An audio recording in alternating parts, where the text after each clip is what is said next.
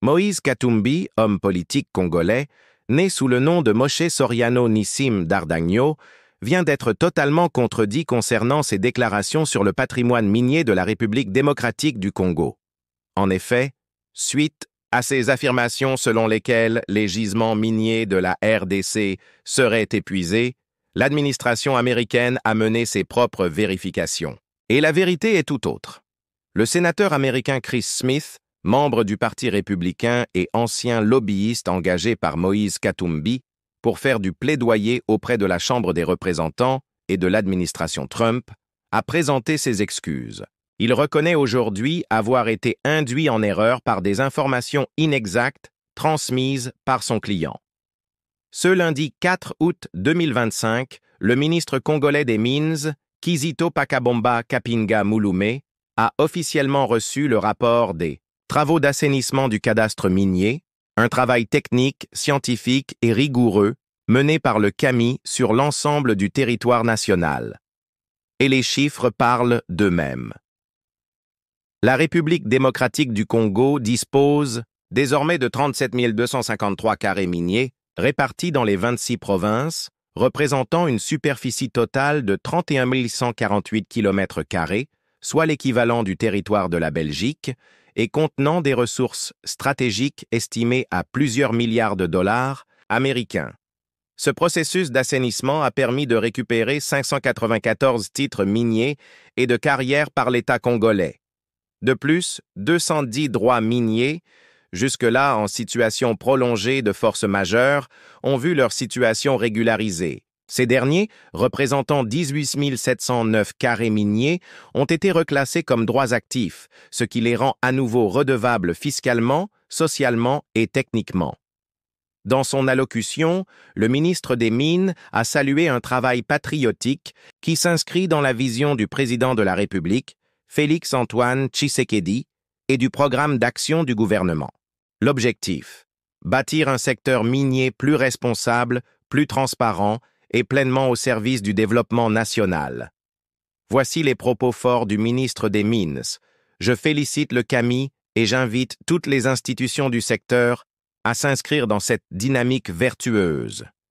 Le temps de la complaisance, du gel spéculatif et de l'approbation inactive de notre patrimoine minier est désormais révolu.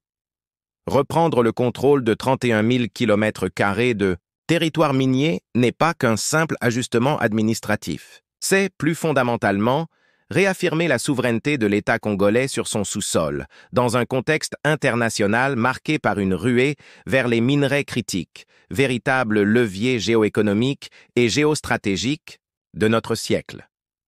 Cette reconquête foncière renforce notre position dans les négociations internationales et envoie un message clair à tous les acteurs du secteur. La RDC est de retour et elle entend gérer ses ressources naturelles avec rigueur, transparence et patriotisme. Le ministre a également insisté sur l'impact direct que ce processus aura sur la population congolaise. Ce processus d'assainissement du domaine minier est un acte de justice sociale pour nos populations. Elles attendent légitimement que les ressources naturelles se traduisent en infrastructures, en emplois et en mieux-être.